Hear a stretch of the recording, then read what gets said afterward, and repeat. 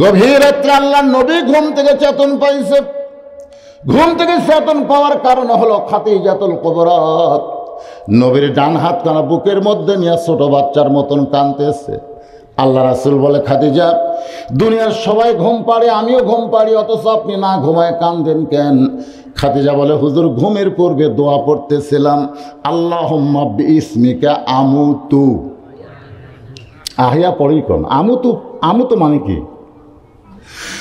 আল্লাহুম্মা বিইসমিকা আমুতু।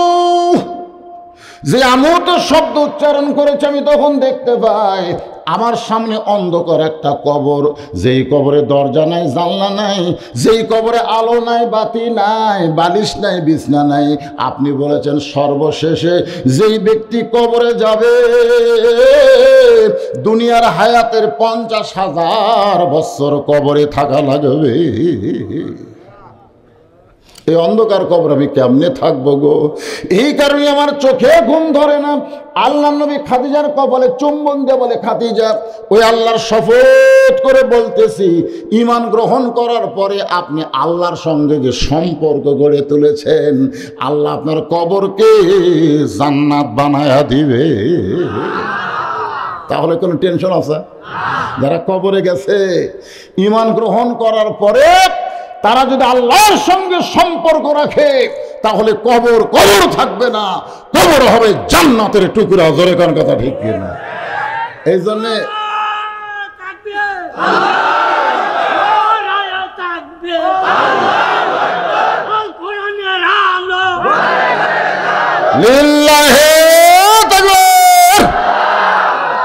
কথাটা খেয়াল করবেন ভাইজান। আমি মক্কায় দেখছি একটা কবর, তার নাম হলো জান্নাতুল মাওয়া।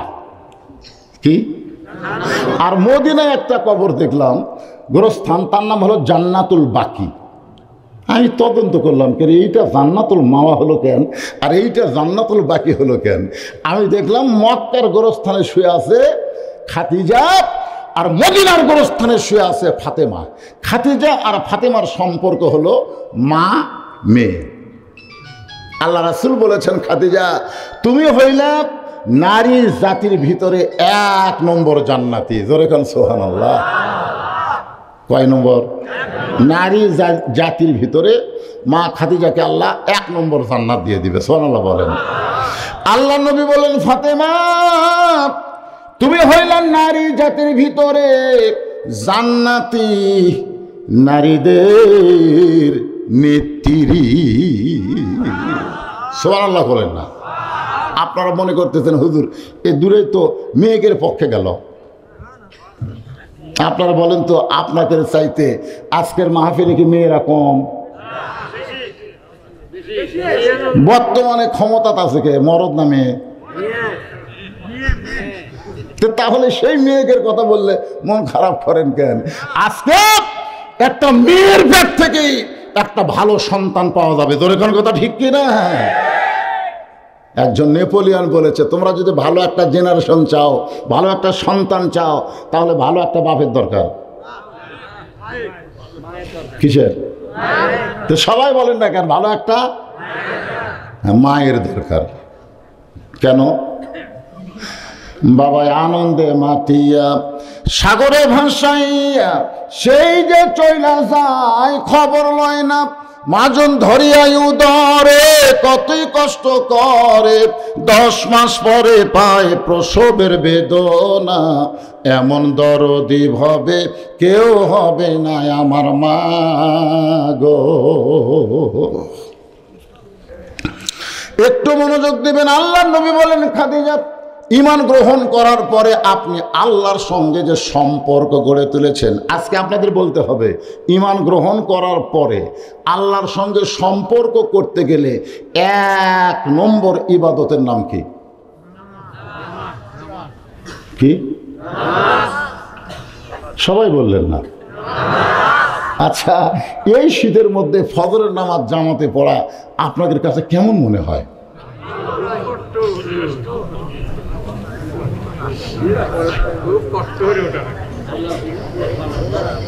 না না, গুনগুন করতেছেন কেন?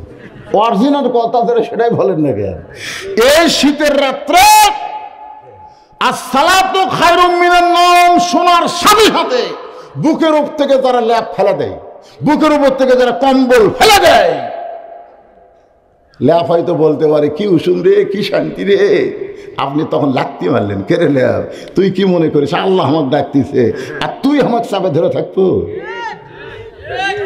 ওই ঠান্ডা পানিতে উজু করে মসজিদ দিকে যখন রওনা দেয় তখন ফেরেশতা কয় আল্লাহ এটা কে, কোনোদিন তোমারে দেখলো না। আর তোমার মহব্বতের পাগল হইয়া আরামের ঘুম আরামের নিদ্রাকে বাদ দিয়া ল্যাপ তোষককে লাঠি দিয়া তোমার ঘর মসজিদ দিকে রওনা দিল। এর রেজাল্ট কি? আল্লাহ বলতেছে বর্তমান যদি বদর যুদ্ধে থাকতো উনি বদর যুদ্ধের সৈনিক হওয়ার সওয়াব পেত। জোরে কান সুবহানাল্লাহ। কি মনে করছেন?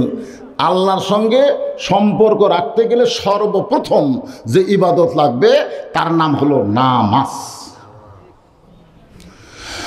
আল্লাহ রাসূল বলেছেন লা সালাত আলা ঈমান, যার নামাজ নাই তার ঈমান নাই।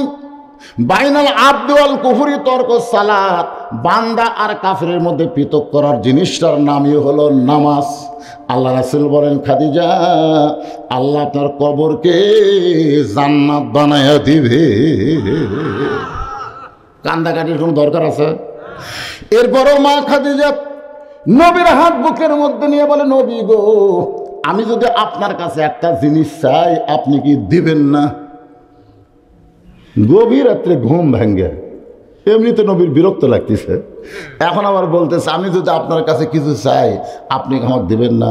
রাসূল বলেন নাউজুবিল্লাহ নাউজুবিল্লাহ নাউজুবিল্লাহ। খাদিজা বলে হুজুর আমি আপনার কাছে কিছু চাই। এটা শুনে 3 বার নাউজুবিল্লাহ করলেন।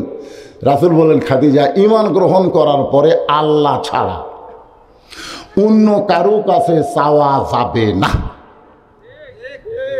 11 সালে হজ করতে যখন গেলাম বুঝলেন, আমরা কবরের পাশে দাঁড়ায় দোয়া করি না, কল করি কি করি না, বাপের কবর মায়ের কবর সামনে নিয়ে আমরা দোয়া করি। তাই মনে করলাম রাসূলের রওজা মোবারকে একটু দোয়া করি, এই মনে করে কেবল হাত তুলছি ভাই, খুব গোপনে, প্রকাশে তো তোলা হয় না, গোপনে। ইতিও দেখ পুলিশ দেখ পারবো, চোখ আবার একেবারে সিলের মতো ওই গোপন জায়গা আসা লাঠি দিয়ে আমার হাতের উপর ঠাসি মারতেছে, মান্য কুল্লু হারাম মান্য। আমাকে বোঝাচ্ছে মৌলানা সাহেব বা হাজী সাহেব পাইতে যদি চান আল্লাহর কাছে চান, নবীর কাছে চায়া কোনো লাভ, তাহলে একমাত্র দিবার পারে কে? অথচ আমাদের বাংলাদেশে হুজুর নামে কিছু লোক বলে আল্লাহর ধন নবীরে দিয়া আল্লাহ আছে গায়েব হইয়া, নবীর ধন খাজা নিয়া শুয়ে আছে আজমিরে, কেউ ফেরে না খালি হাতে, খাজা রে তোর দরবারেতে। কি সুবহানাল্লাহ। হায় হায়, আপনারা বলেন তো এই গানটা কি তৌহিদ না শিরক? জোরে বলা লাগবে রে, জোরে বলা লাগবে। আপনারা কি মনে করতেছেন খালি আমি একলা ওয়াজ করতেছি? এইগুলো মাল মুখের আগে খাড়া করতেছে কি জন্য? এই মুহূর্তে America, London, British, France, Saudi আরব, মালয়েশিয়া, বাংলাদেশের যত লোক পৃথিবীর যেখানেই থাক বন্ধুসে দেওয়া শুরু হলে লাইভ দিলে তারা সবাই দেখে। আপনারা কি মনে করতেছেন খালি নারায়ণ সাহেব ওয়াজ চলতেছে? একটু জোরে বলেন, এটা তৌহিদ না শিরক? মাথায় টুপি দিয়ে এক হাঁটু দাড়ি নিয়ে আল্লাহ ছাড়া অন্য কারো কাছে তুমি চাবা? ইয়াকা নাবুদু ওয়া ইয়াকা নাস্তাইন, গোলামি করি কার? চাইতে হবে কার কাছে? মাধ্যম কি? আস্তাইনু বিসসবরি ওয়াস সালাম ইন্নাল্লাহা মা'আস সাবিরিন। যদি কিছু পাওয়ার চাও তাহলে ধৈর্য আর নামাজের মাধ্যমে চাও। খাদিজা বলে রাসূলুল্লাহ আমি আপনার কাছে যা চাবো তা যদি আল্লাহর না থাকে তাহলে আল্লাহ দিবে কেমনে? কথাটা খেয়াল করবেন। খাদিজা কি নবীর চাইতে পোক্ত না কম পোক্ত? কম পোক্ত। যখন খাদিজার বয়স হলো 40 তখন নবীর বয়স হলো 25। পোক্ত বোঝেন না? পোক্ত আর কম পোক্ত বোঝেন না? দেখেন তো খাদিজা কি বলতেছে, হুজুর আপনার কাছে যা চাবো তা যদি আল্লাহর না থাকে তাহলে আল্লাহ দিবে কেমনে? নবী সোমকে বলে, খাদিজা আল্লাহর নাই এই কথা তো আমি এখন পর্যন্ত জানি না। খাদিজা বলে, হুজুর কি কর, আল্লাহর বাপ নাই, আল্লাহর মাও নাই, আল্লাহর বউ নাই, আল্লাহর সোল নাই।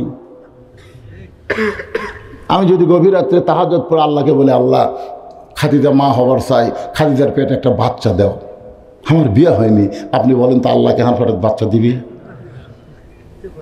তো আমি আল্লাহর কাছে বাচ্চা থামোকে, বিয়া হলে যদি স্বামী ঠিক থাকে বাচ্চা এমনি হবি, জোরে কথা কর না কেন? আল্লাহ নবী তিরস্কার করে বললেন, খাদিজা আসলে আপনি কি চান স্পষ্ট করে বলেন। খাদিজা বলে, হুজুর আমি মরে যাওয়ার পরে আমাকে 3টা জিনিস দেওয়া লাগবে। 1 নম্বর হলো গাড়ি হীরার মধ্যে আপনি কয়েক বছর সাধনা করার পরে আল্লাহ পাক আপনার উপর কোরআন নাজিল করেছে, সর্বোত্তম 5টা আয়াত। জোরে বলেন কয় আয়াত? কোরআন নাজিলের প্রথম হলো 5টা আয়াত, তার মধ্যে প্রথম শব্দই হচ্ছে ইকরা। ইকরা, ইকরা মানে কি? পড়ুন। আমাদের নবী কি সঙ্গে সঙ্গে পড়ছিল নাকি? না, নবী বলল পড়বো না।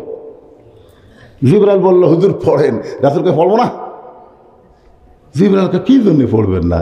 রাসূল বলে, জিবরাইল পড়তে বললি আমি পড়বো, আগে জানতে হবে পড়ার সাইজ কি। এক পড়া আছে পড়া কান্দত নিয়ে খাড়া হয়ে পেশাব করে, আর এক পড়া আছে পেশাব করে পানি নিয়ে উজু করে তারপরে পড়া ধরে। জোরে কোন কথা ঠিক কিনা?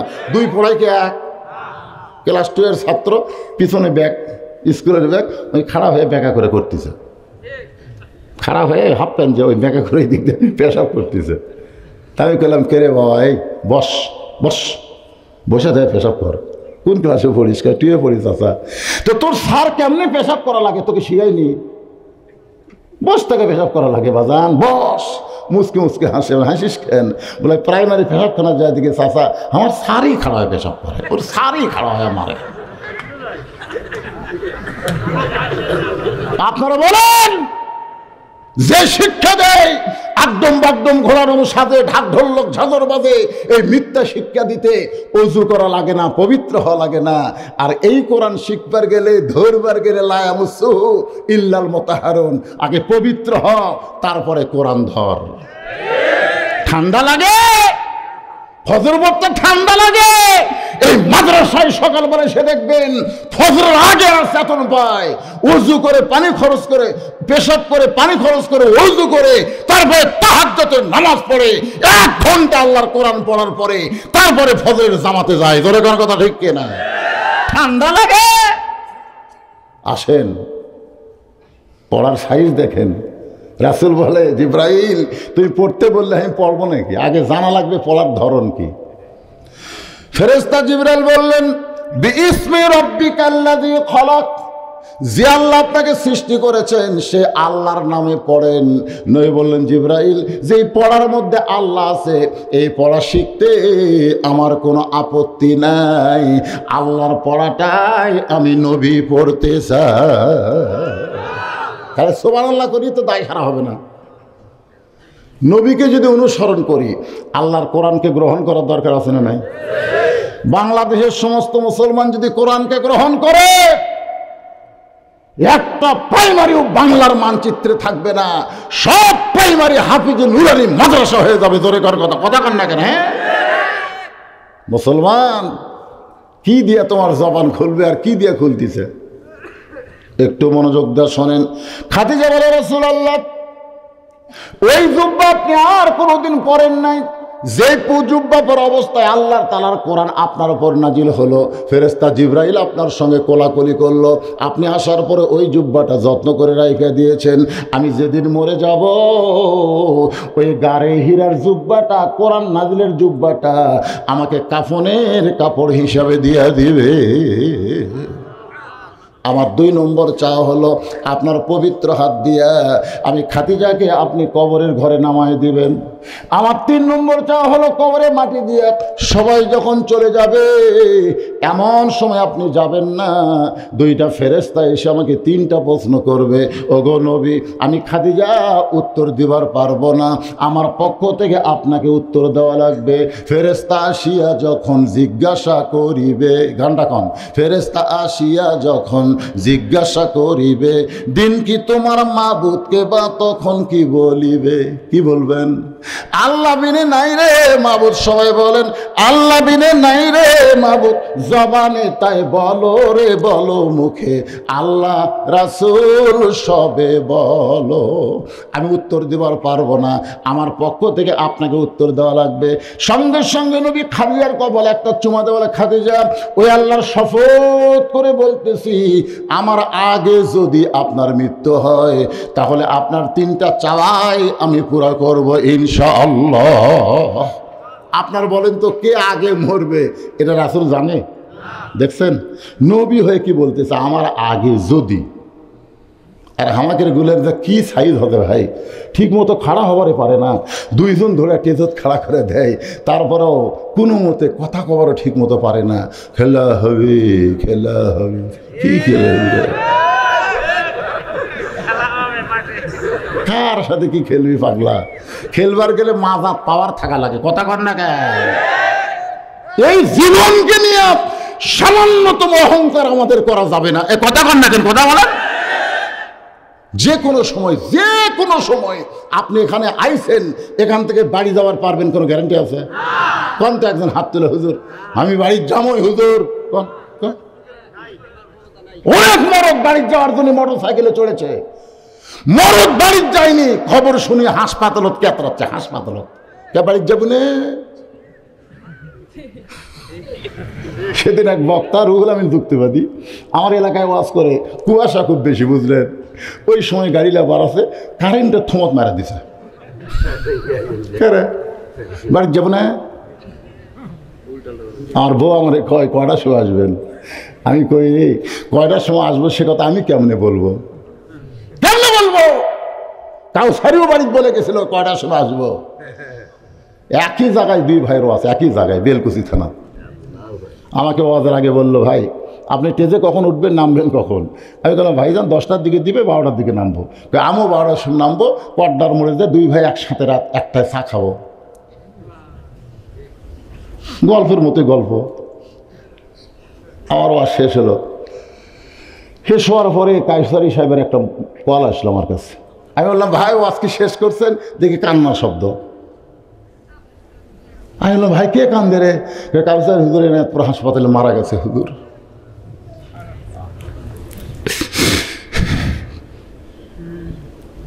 একই সঙ্গে 2 ভাই চা খাবো।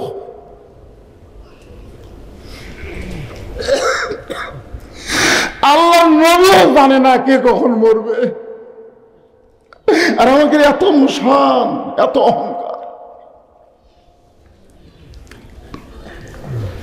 বাজার যে কোনো সময় আমাদের মৃত্যু হবে বাবা, যে কোনো সময়।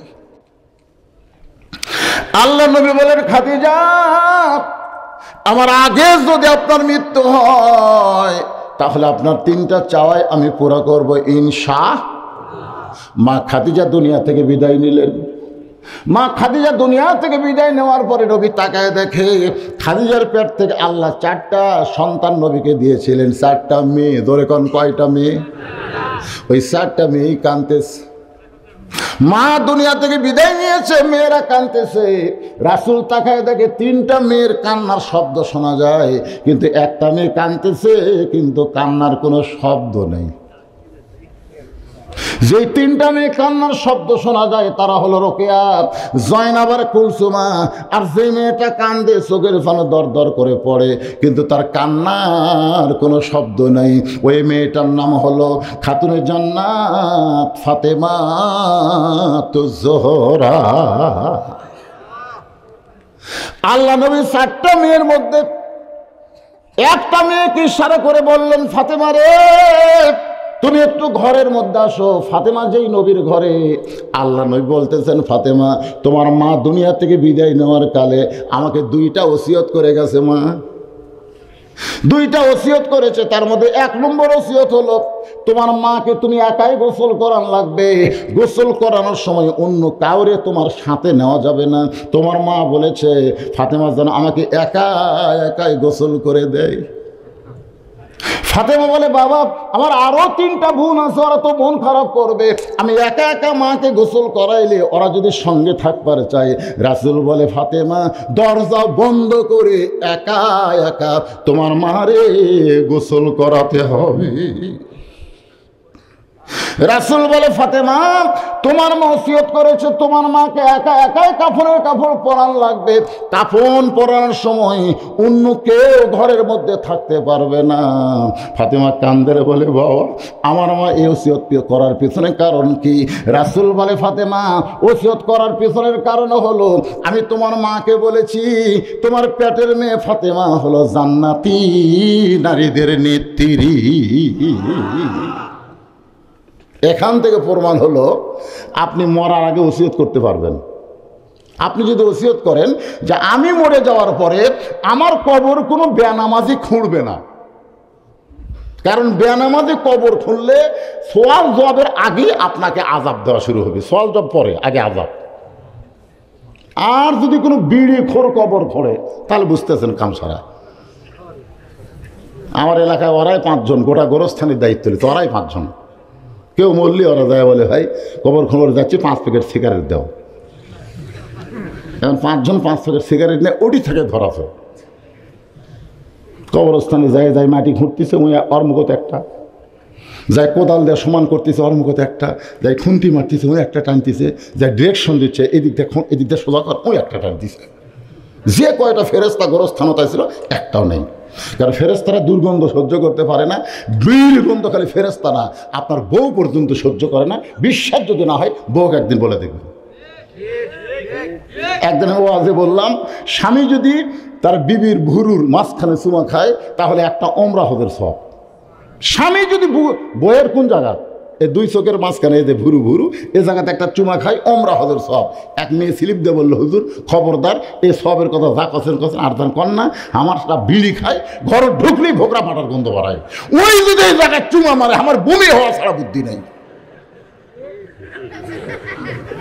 নিজের বউ পর্যন্ত বিড়ি খোরকে পছন্দ করে। কথা কন না কেন, কথা কন না তাহলে ফেরেশতারা থাকবি? সব ফেরেশতা রাস্তাত খাড়া হয়ে আছে। আল্লাহ কয় খবর কি? আল্লাহ যে হারে বিড়ি টানতেছে আমরা ধার্য দেওয়ার পারতেছি না। ওই যে কবর খুঁড়ছে বিড়ি খোরেরা, কবরের কাঁচা মাটির মধ্যে বিড়ির গন্ধ লাগে না? যে ঘরত বিড়ি খায়, যে পাঞ্জাগাঁত বিড়ি খায়, দেখবেন ও সবই গন্ধ, সব গন্ধ। এখন কবর দিয়ে সবাই চলে গেছে, মুনকির নাকি ফেরেশতা এসে আর চুল ধরে বল কে ভাই তোরা কে? মুনকির নাকি? তো প্রশ্ন করা বাদ দাও, উঠ কেন? কোন বিড়ি খোর তোর কবর খুললো? তোর কবর বিড়ি গন্ধায় রাই। তুই দুনিয়ার বাড়ি বানাইতে 3তলা বিল্ডিং বানাতে তোর যদি ভালো মিস্ত্রির প্রয়োজন হয়, যেই কবরে 50,000 বছর তোর থাকা লাগবে, সেই কবর খননের জন্য তুই ভালো মিস্ত্রি পাসনি। ভালো মিস্ত্রি হলো যারা 5 ওয়াক্ত নামাজ আদায় করে। সুবহানাল্লাহ বলেন। আপনার কিসের অভাব? যে বাড়িতে আপনি থাকতে পারবেন না সেই বাড়ি তৈরি করতে যদি 1 কোটি টাকা খরচ করেন, যেই কবরে 50,000 বছর থাকবেন সেই কবর খোঁড়ার জন্য আপনার 50,000 টাকা খরচ করলে অসুবিধা কি? 5 জন নামাজিকে আপনি আগেই টাকা দিবেন, ভাই আমি যদি আগে মরি আমার কবরটা তোরা খুঁড়ে দিস রে। না ভাই আমরা যদি আগে মরি মাপ, তোরা যদি আগে মরিস মাপ। যে আপনাকে গোসল করাবে, কে গোসল করাবে আপনাকে? ওসিয়ত করে যাবেন মসজিদের মুয়াজ্জিন যেন আমাকে গোসল করায়। তার জন্য মুয়াজ্জিনকে আগাম 10,000 টাকা দিয়ে থাকবেন, ভাই এই মরে গেলে তোমার কিন্তু কথা থাকলো তুমি আমাকে গোসল করাই দিবে। কারণ আল্লাহ রাসূল বলেছেন বেলাল, কাকে ডাক দিচ্ছে? বেলাল আসো তো। বেলাল যখন নবীর কাছে গেছে, নবী বলতেছে বেলাল দেখি 2 জন একসাথে দাঁড়ায়। হযরত বেলাল বলে রাসূলুল্লাহ কেন? বলে আমার সঙ্গে দাঁড়াও তো। যেই মাত্র বেলাল নবীর সঙ্গে দাঁড়াইছে, নবী বলতেছে, বেলাল তুমি আমার চাইতে আধ হাত খাটো। বেলাল বলে, হুজুর আপনি হলেন ইমাম, আমি মুয়াজ্জিন, আপনার চাইতে খাটো হওয়াতে মানান হয়েছে। আল্লাহ রাসূল বলে, বেলাল রে, দুনিয়াতে তুমি আধ হাত খাটো, কিন্তু আখিরাতের হাসরে আমার চাইতে তোমার মাথা উপরে থাকবে। বেলাল কান্দের বলে, রাসূলুল্লাহ আপনার মাথার উপরে আমার মাথা কেমনে থাকবে? আপনি হলেন ইমাম, আমি হলাম মুয়াজ্জিন। রাসূল বলে, বেলাল রে, প্রত্যেকটা মুয়াজ্জিনের মাথা আল্লাহ হাসরে উঁচু করে দিবে, শুধু মাথা উঁচু করবে না, আল্লাহ তাদের মাথায় সম্মানের একটা টুপি পরায় দেবে, যে টুপি পূর্ণিমার চাঁদের চাইতে আলোকিত হবে। এমন একটা মানুষ আপনাকে গোসল করায় দেখ, আপনার ওসিয়ত করার দরকার আছে না নাই? কথা কর না ভাই, ওসিয়ত করবেন। কারণ খাদিজা ওসিয়ত করলে আমরা ওসিয়ত করব না কেন? আপনি কি মনে করছেন এর সাধারণ গোরস্থান? সাধারণ গোরস্থান একটু গুরুত্ব দেবেন। একটা গানও আছে, গোরস্থানের একটু মাটি বায়না করে রাখ, কখন যেন আসতে পারে তোমার মরণেরই ডাক, গোরস্থানের একটু মাটি বায়না করে রাখ। আপনারা এত বড় চালাক বুঝলেন, কবরে যেন মানুষ ভালো থাকে মরে যাওয়ার পর, এজন্যই কবরের পাশে একটা মাদ্রাসা করে দিলেন। সুবহানাল্লাহ বলেন। আপনারা যারা জেতা আছেন এরা খুশি হননি, কিন্তু যারা কবরে গেছে ওরা, আল্লাহ রে আল্লাহ, আমাকে কবরের পাশে যারা মাদ্রাসা করলো, আল্লাহ এই মাদ্রাসায় যখন কোরআন পড়ে, কোরআন রহমতের বাতাস আল্লাহ বহায় দেয়, আর ওই বাতাস আল্লাহ গোরস্থানে বন্টন করে দেয়। জোরে কোন সুবহানাল্লাহ। আসলে আপনারা খুব চালাক ভাই, একটু মনোযোগ দিয়ে শুনবেন। আল্লাহ নবী বললেন, ফাতেমা তোমার মাকে একা একা গোসল করান লাগবে। ফাতেমা একা একা মাকে গোসল করানোর পরে এখন বাবার কাছে এসে বলতেছে, বাবা একা একা যদি কাফনের কাপড় পরাতে হয় তাহলে কাফনের কাপড়ের ব্যবস্থা করেন। সঙ্গে সঙ্গে আল্লাহর নবী ওই জুব্বাখানা এনে ফাতেমার হাতে দিয়ে বললেন, মা এই জুব্বাটাই তোর মাকে কাফনের কাপড় পরায় দে। ফাতেমা ছোট্ট বাচ্চার মতন কাঁদতেছে। আল্লাহর নবী বলে, ফাতেমা কান্দার কারণ কি? ফাতেমা বলতেছে, বাবা আমি মায়ের মুখে শুনেছি আমার মা যখন মক্কার সবচাইতে ধনবতী রমণী ছিল, আপনি তখন মায়ের বাড়িতে রাখালি করতেন। আমার মা আপনার মধ্যে এমন কিছু দেখেছে, যেই দেখার পরে ওই রাখালকে আমার মা স্বামী হিসাবে কবুল করেছে। আজকে মক্কার সবচাইতে ধনবতী রমণী আমার মা কবরে গেল, আর দোকানে নতুন কাপড় আপনি পাইলেন না, নতুন কোনো কাপড় না কিনে এই পুরাতন জুব্বা আমার মাকে কেন দিচ্ছেন? বাবা মরার সঙ্গে সঙ্গে কি মায়ের দয়া আপনার ভুলে গেছেন? সঙ্গে সঙ্গে রাসূল বলে, ফাতেমা এই জুব্বা আমি তোমার মাকে দিচ্ছি না, এই জুব্বাটা তোমার মা আমার কাছে চেয়েছে। ফাতেমা বলে, বাবা তাহলে এই জুব্বার গুরুত্ব কি? আল্লাহ রাসূল বলে, ফাতেমা এই জুব্বা সাধারণ কোনো জুব্বা নয় মা, এই জুব্বার সঙ্গে আল্লাহর কোরআনের সম্পর্ক রয়েছে। আপনারা সত্যি করে বলবেন তো ভাই, এই কোরআনের সাথে যাদের সম্পর্ক তাদের দাম কম না বেশি? বেশি। আচ্ছা আমি আপনাকে একটা দৃষ্টান্ত দিই। একই গাছের কাঠ থেকে তিনটা জিনিস বানাচ্ছেন, একটা হলো খাট, একটা হলো সোফা, আর একটা হলো রেহাল। এই যে কনসেপ্ট থোয়ার যে রেহাল, এখন আপনি সত্যি করে অন্তর থেকে বলেন তো এই তিনটার মধ্যে দাম বেশি কার? এই সবাই ধরে দাম বেশি কার? কেন? কেন? রেহালের সঙ্গে আল্লাহর কোরআনের সম্পর্ক আছে। আপনারা বলেন তো, আপনি যত গজের টাকার কাপড়ে গাহত দেন, কোরআনের গায়ে যদি 20 টাকা গজের কাপড় দেন, আপনার গায়ের কাপড় কিন্তু আপনি ধুইতে ধুইতে দেখবেন, আপনি দেখবেন পাঞ্জাবি আপনার বউ নিচে ধুচ্ছে, ময়লা ওঠে না, পাও দিয়ে ডলতেছে। আর আপনার বউকে যদি কোরআনের দামা গোসল করার বলেন, ধোয়ার বলেন, ওই পাও দিবি উঁচা জায়গাত।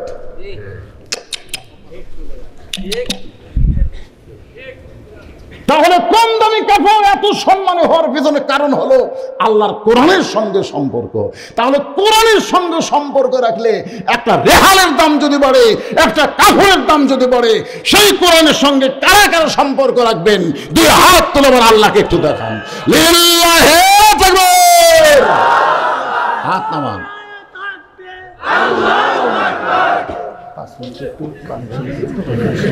যারা হাত তুলছেন তাকবীর দিচ্ছেন, আপনারা কোরআনের সঙ্গে সম্পর্ক রাখতে গেলে সত্যি যদি সম্পর্ক আগে বিশ্বাস করে যদি হাত তোলেন, তাহলে আপনাদের কাছে এখন ব্যাগ যাবে 5 মিনিট, মাত্র 5 মিনিট কালেকশন করার পরে কালেকশনের হালত তো আমি দেখছি খুব ভালো না। এই টাকাতে মাদ্রাসা কেমনি চলবে? এই মুহূর্তে কেউ যদি ওঠেন, এখনই হাত তুলছেন কোরআনের সাথে সম্পর্ক রাখবো, এখনই যদি দান না করার জন্য লাভ দেওয়া ওঠেন, বুঝবেন ওই মরার আগে প্যারালাইসিস হবে। আমি আপনাদের বুঝাবার চাইলাম কোরআনের সঙ্গে যার সম্পর্ক তার দাম বেশি না কম? জোরে বলেন, আর একবার বলেন, কম না বেশি? আর আদায় না, যেটা দিবেন গোপনে হবে, আর বলা যাবে না। রাত এখন কেউ 12টা বাজে, বুঝতেছে না, অনেক রাত হয়ে গেছে। একটু মনোযোগ দিয়ে শোনেন, কষ্ট করে আপনারা যারা বসে আছেন ভাইজান, আজকের আলোচনা হলো যে কোনো মুহূর্তে আমাদেরকে যাওয়া লাগবে। জোরে কোন ঠিক কিনা? কবরে না বাড়িতে? জোরে কোন বাড়িতে না কবরে? বাড়ি যাওয়ার কোনো গ্যারান্টি নাই, কিন্তু কবরে যাওয়ার গ্যারান্টি আছে। আমরা কিন্তু অনেক সময় মোবাইল কিনি, ঘড়ি কিনি, অনেক টিভি এরকম কিনি, কেনার সময় বলি ভাই কয় বছরের গ্যারান্টি, এরকম বলি কি বলি না? তখন দোকানদার বলে হয় 7 বছর। একবারে তাহলে 7 বছর গ্যারান্টি? 2 কান্দে 2 ফেরেশতা কয় শয়তান, তুই যেটা কিনতেছ তার গ্যারান্টি আছে, কিন্তু তোর গ্যারান্টি নেই। আপনারা বলেন তো আমাদের কোনো গ্যারান্টি আছে?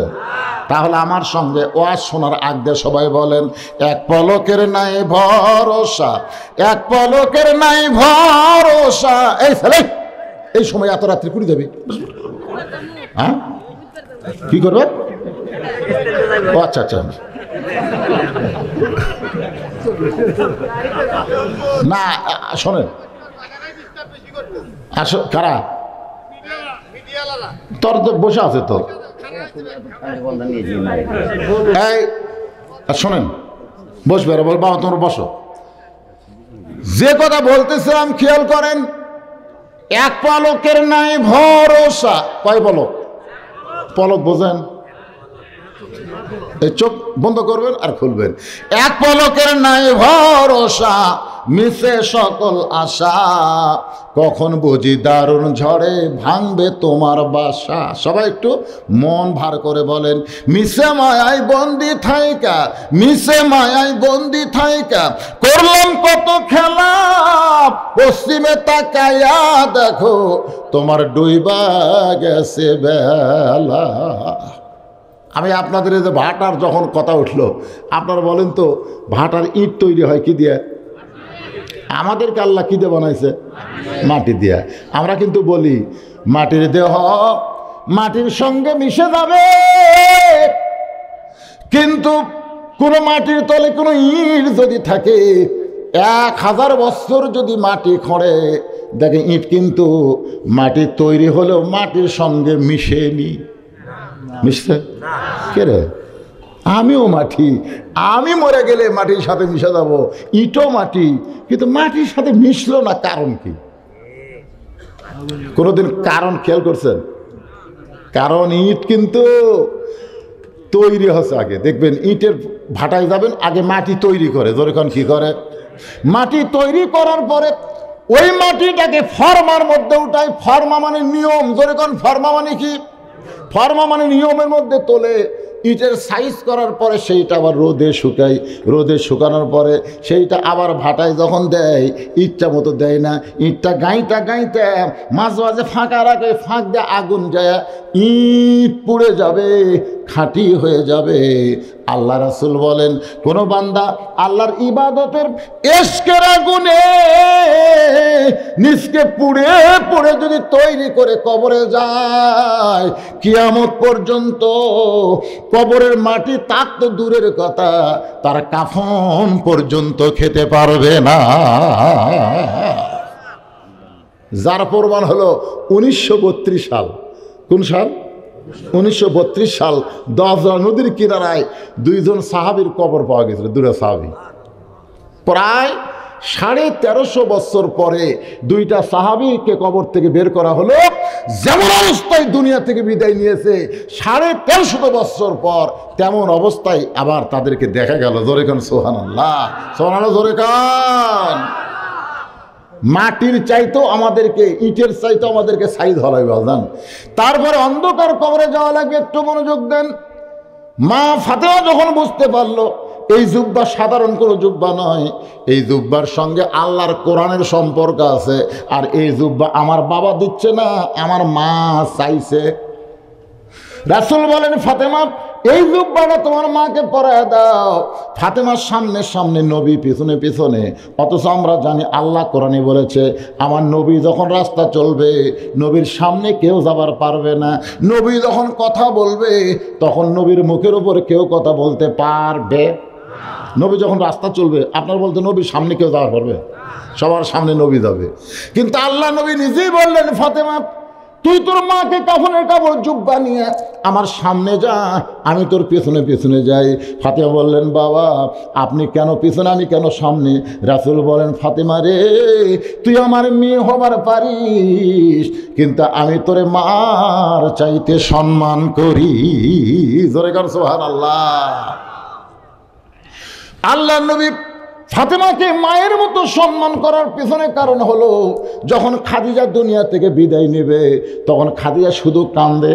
একসময় ফাতেমা দৌড়ে গিয়া মায়ের চোখের পানি মুছে দিয়ে বলে, মা আপনি কিসের জন্য এমন করে কাঁদতেছেন?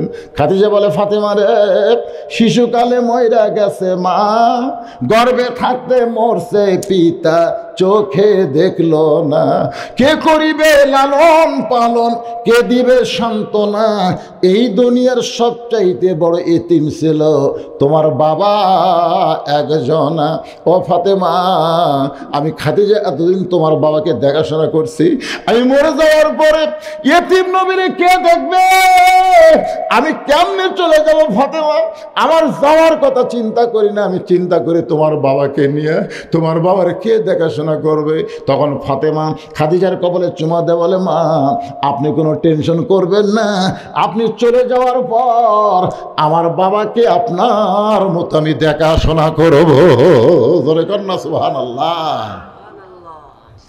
আল্লাহ রাসূল নিজের চোখে দেখছেন, যখন তাইফের ময়দান থেকে রক্তমাখা শরীর নিয়ে নবী চলে আইলেন মক্কায়, ওই সময় কিন্তু নবীর দরদের বিবি খাদিজা দুনিয়াতে নেই।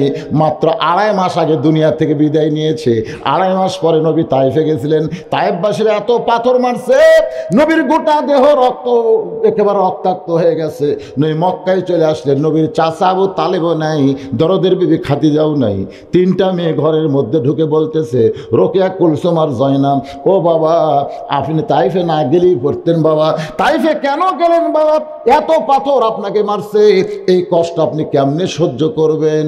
রাসূল বলেন, নবীর সাহাবেরা শোনো, 3টা মেয়ের মতন কথা বলে যখন চলে যায়, এমন সময় আমার ফাতেমা ঘরের মধ্যে ঢুকে দরজা বন্ধ করে দেয়, আমার দেহের কাপড় খুলে আমার যত জায়গায় তাইফবাসী পাথর মারছে প্রত্যেকটা জায়গায় গরম পানির মধ্যে নরম কাপড় চুবড়াইয়া আমার গোটা দেহ পরিষ্কার করে ওই নরম হাতের মধ্যে গরম জয়তুনের তেল নিয়ে যখন ক্ষতস্থানে মালিশ করে দেয়, আমি নবী কখন যেন ঘুমায় গেছি, ওই ঘুমের ঘরে দেখতে পাই আমার ফাতেমার মধ্যে আমার আমেনা মাকে দেখা যায়।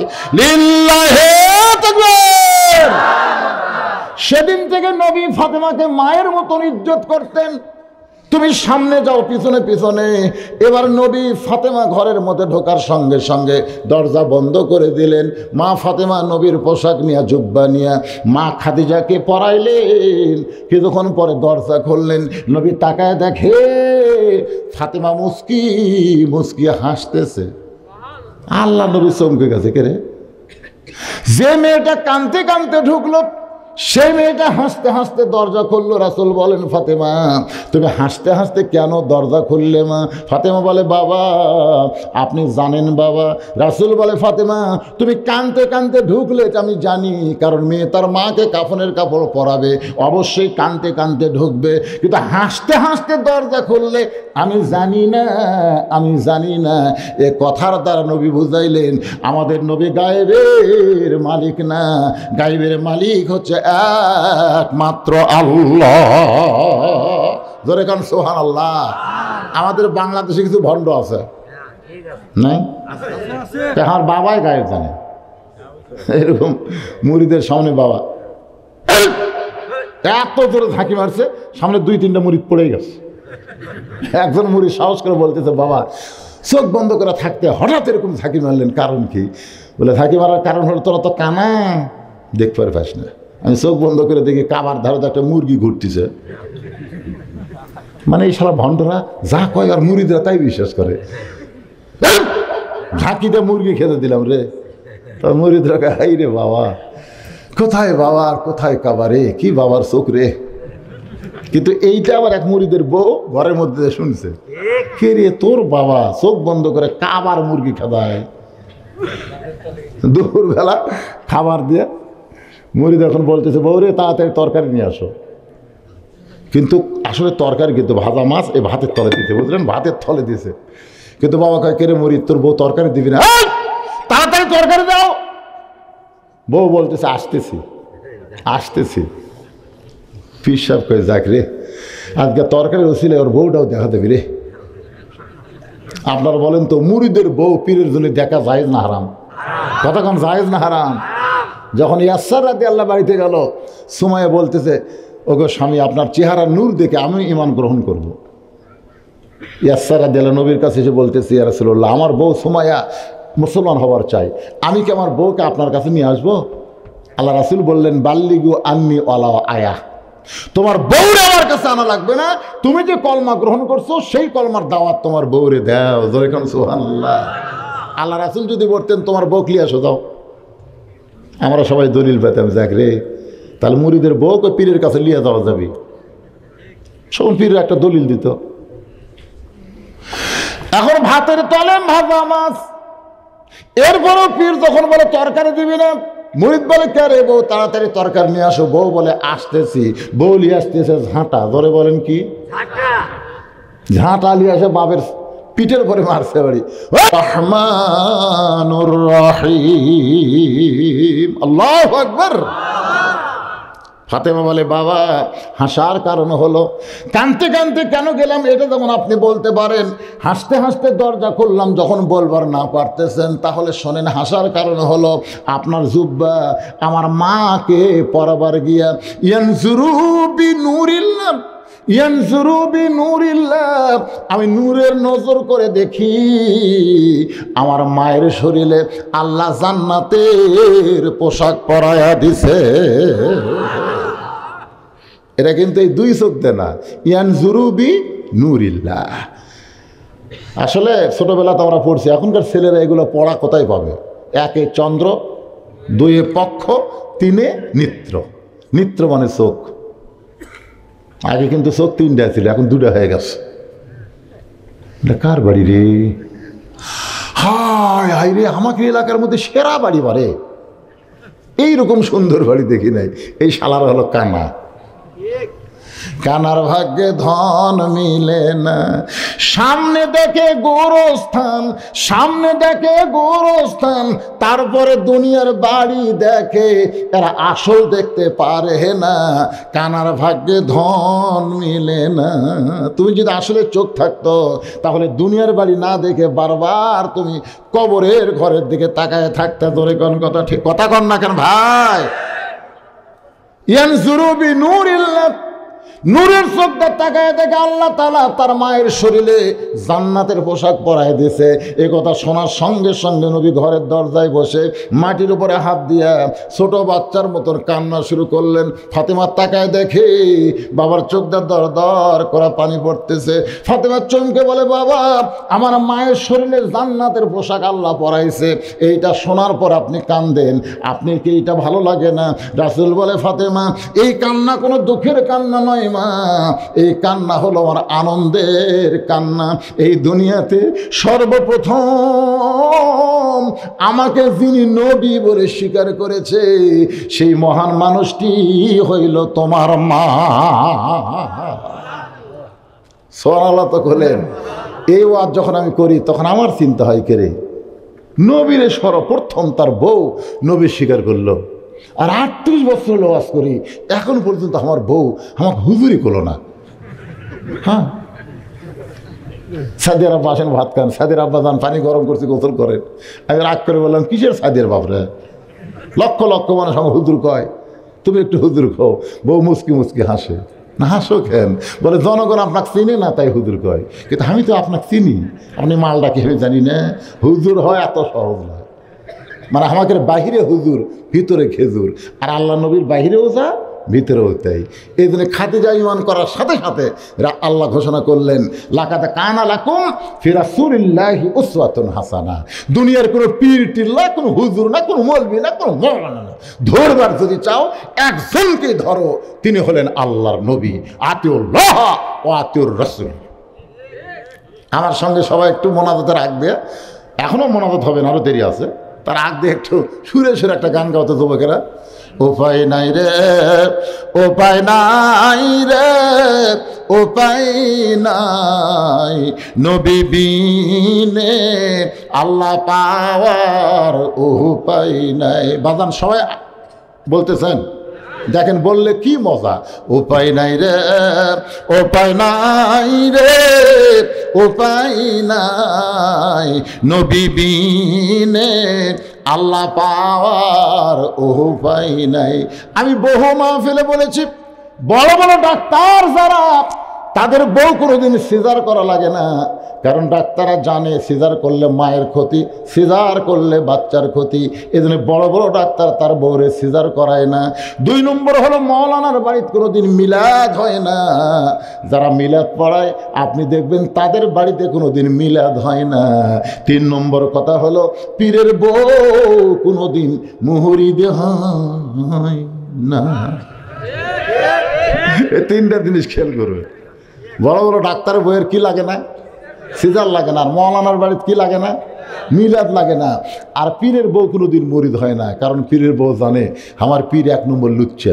মাঝে মধ্যে মুরিদের বইয়ের দিকে তাকায়, ওর হাতে মুড়ি ধুয়ে কি হবি রে। আর সর্বপ্রথম যিনি আমাদের নবীকে নবী বলে স্বীকার করেছেন, তিনি হলেন নবীর বিবি খাদিজা। আল্লাহ নবী বলেন, ফাতেমা রে, সর্বপ্রথম আমাকে নবী বলে স্বীকার করার কারণে আমার বিশ্বাস আল্লাহ তোমার মাকে জান্নাতের পোশাক পরাইয়া দিছে। আল্লাহ নবী নিজের হাতে খাদিজাকে কবরের ঘরে নামায় দিচ্ছেন। কবরের ঘরে যখন নামায় দেয়, আবু বকর লক্ষ্য করে দেখে নবীর চোখটা দর দর করে পানি পড়তেছে। আবু বকর বলে, রাসূলুল্লাহ, আপনি নবী হয়ে যদি এমন করে কাঁদেন তাহলে আমরা কেমনে সহ্য করব? রাসূল বলে, আবু বকর, আজকে খাদিজাকে কবরে দাফন করার সময় একটা কথা বারবার মনে পড়তেছে, যতই রাত হোক না কেন, 2টা বাজুক 3টা বাজুক, যতই রাত হোক না কেন, কলেমার দাওয়াত দিয়ে যখন বাড়ির দরজায় খাদিজা খাদিজা বলে আমারে কোনোদিন ডাকা লাগে নাই। আমি যেই মাত্র দরজায় দাঁড়াইছি সঙ্গে সঙ্গে খাদিজা দরজা খুলে দেয়। আমি আশ্চর্য হয়ে বললাম, খাদিজা, আমি যখনই আসি তখনই আপনি দরজা খুলে দেন। খাদিজা বলে, হুজুর, আপনি কলেমার দাওয়াত নিয়ে যখন বের হন আমিও আপনার সঙ্গে যাবার চাই, কিন্তু আপনি আমাকে নেবেন না। এই জন্য দরজার কাছে দাঁড়িয়ে থাকি, দরজার ফাঁকের সঙ্গে নাক লাগাইয়া দাঁড়িয়ে থাকি, কারণ আপনি হলেন মেশকাম্বর। আপনি যখন আসেন আপনার দেহের সুগন্ধ আমার নাকের মধ্যে ঢোকে, আমি সঙ্গে সঙ্গে দরজা খুলে দিই। রাসূল বলে, খাদিজা, তাহলে কি আপনি ঘুমাবেন না? খাদিজা বলে, হুজুর, আমি সেই দিন একলা ঘুমাবো যেদিন আমার মরণ হবে। আমি সেই দিন একলা ঘুমাবো যেদিন আমার মরণ হবে। আর যতদিন আমি জীবিত থাকবো আপনাকে বুকে না নিয়ে আমি কোনোদিন ঘুমাবো না। রাসূল বলে, সাহাবীরা রে, আমার খাদিজা আজকে কবরের মধ্যে একলা থাকবে। আমি নবী কবরের মধ্যে থাকতে চাইলেও তো থাকতে পারবো না। কবরে মাটি দেওয়ার পরে সবাই যখন কবর ছেড়ে চলে যায়, এমন সময় আল্লাহর নবী খাদিজার কবর থেকে নড়েন না। ঘন্টার পর ঘন্টা চলে গেল, নবী কবরের পাশে দাঁড়িয়ে থাকে। আল্লাহ ডাক দিল, হাবিব, আপনি কবর থেকে সরেন না, আমার মুনকির নাকিরও কবরের মধ্যে ঢুকতে পারে না। তখন নবী, আপনি খাদিজার কবর থেকে নড়বেন না? নবী বলে, আল্লাহ আমার খাদিজার কবরে মুনকির নাকির পাঠাবেন, উত্তর দিবার না পারলে আমি নবী উত্তর দিয়ে দিব। আল্লাহ বলে হাবিব রে, আপনি খাদিজাকে ভালোবাসেন, যার কারণে মুনকির নাকির উত্তর আপনি দিবেন। আজকে শুনে নেন, আপনি যেমন খাদিজাকে ভালোবাসেন, আমি আল্লাহ তার চাইতে অনেক ভালোবাসি। বিশ্বাস করেন যারা 5 ওয়াক্ত নামাজ পড়েন, ভাই আপনি কবরে গেলে, এই গোরস্থানে গেলে প্রথম প্রশ্ন যখন বলবে মান রব্বুকা, তোমার রবকে, তখন আপনাকে ওঠাই লাগবে না।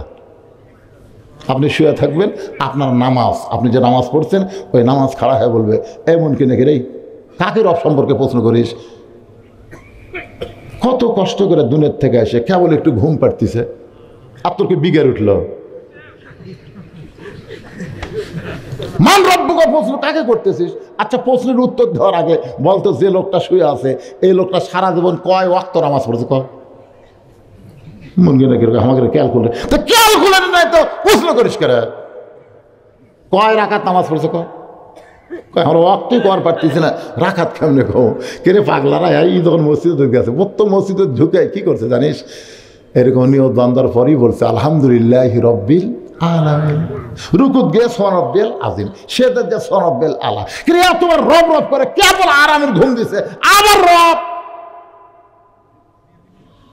দুই ফেরেশতা আল্লাহ কয়, আল্লাহ তোমার বান্দাকে মান রব্বুকা প্রশ্ন করার সাথে নামাজ যে খেপা খেপছে, আমরা কি করব?